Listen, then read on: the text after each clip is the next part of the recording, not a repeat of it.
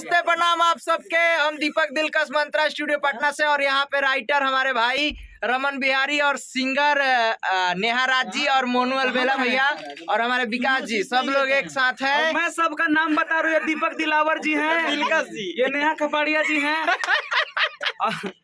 और आप रमन राहगीर है। आप सबको बता दें कि रमन बिहारी जी का एक चैनल आया है, YouTube channel Raman Bihari official, Raman Bihari official. तो आप सब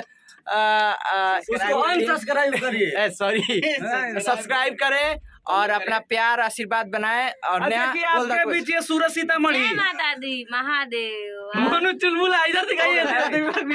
मोनू चुलबुला, मोनू मुनमुन भैया, रमन बिहारी ऑफिशियल को आप लोग सब्सक्राइब ना करिए, ना उसे लाइक ना करिए। हेंगा हेंगा करके बोला, हेंगा हेंगा हेंगा करके बोला। हेंगा ऐसे ललका पर दबा देवे के बा। हाँ हेंगा हेंगा ऐसे दबी है एक आली दबाइयो लोग। और बेल आइकन दबा के सब्सक्राइब करें। चलिए।